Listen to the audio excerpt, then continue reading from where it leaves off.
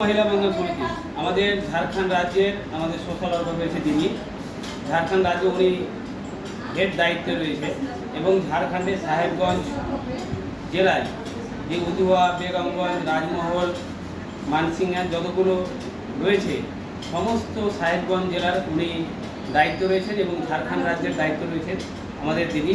ওনাকে অসংখ্য ধন্যবাদ। শোভা মহিলা বন্ধন সমিতি থেকে অনেক গরিব দরিদ্র মানুষের পাশে দাঁড়াচ্ছেন। আজকে ওনাকে নিয়ে আমরা এক দিদিকে ও পজিটিভ রক্তের ব্যবস্থা করে দেওয়ার চেষ্টা করলাম এবং ওনার হাতে ও পজিটিভের ব্লাডটা আমরা ঘুরিয়ে দিলাম।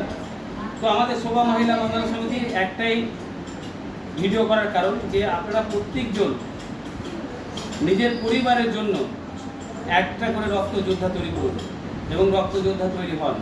কারণ যে বিপদের সময় আমরা সহজে আত্মীয় স্বজন পরিবার রিলেটিভ রেখে পাই না, কিন্তু বিয়ের অনুষ্ঠান বা কোনো একটা প্রোগ্রাম হলে সকলকে পাওয়া যায়।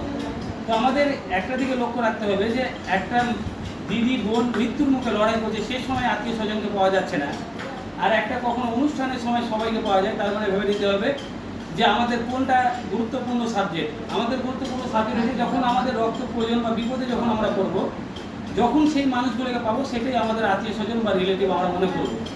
তো আমরা চাইবো যে প্রত্যেকটা পরিবারে একটা করে রক্তযোদ্ধা তৈরি করুন, কারণ রক্ত সময় যেন কোনো মা বোন দিদি যেন মৃত্যুর মুখে লড়াই না করে বা রক্তর জন্য যেন প্রাণ না হারায়, সেই চেষ্টাটা আমরা করার চেষ্টা করব।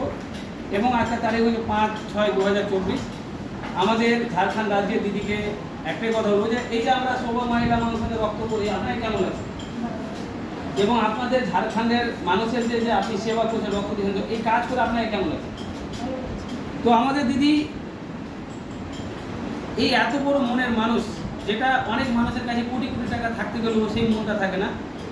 আমরা দেখে এসেছি যে আমাদের সাধারণ গরিব পরিবারের মানুষরাই মানুষের পাশে দাঁড়াচ্ছে, যারা বড় বড় অবস্থা বা বড় বড় পয়সা বলায় তারাকে আমরা সেইভাবে আমরা চোখে দেখতে পাচ্ছি না।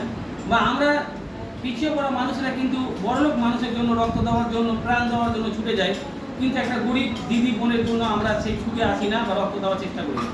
তো আমরা চেষ্টা করব যে আমরা গরিব অসহায় দরিদ্র মানুষের পাশে দাঁড়ানোর চেষ্টা করব, কারণ যার পাশে কেউ নেই তার পাশে আমাদের দাঁড়ানোর কাজটা অতিরিক্ত প্রয়োজন, আর সেটাই মহৎ কাজ, সেটাই পুণ্যের কাজ। এবং রক্তদান জীবনদান এটা আমরা সব জানি, এবং আমরা জানবো যে দিদিটা রক্তটা পেয়ে ওনাকে কেমন লাগলো। আপনাকে কেমন লাগলো রক্তটা পেয়ে? ভালো লাগলো? এবং এই যে রক্ত দিল তার জন্য কি বলবেন? যে রক্তটা আপনাকে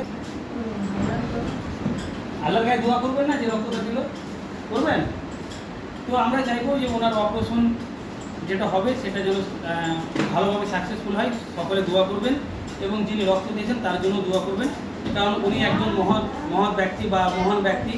আমরা ওনাকে ধন্যবাদ জানিয়ে ছোটো করবো না, আমরা ওনার জন্য সকলে দোয়া করবো যেন উনি দীর্ঘজীবী হয় এবং ভালো থাকে এবং সুস্থ থাকে।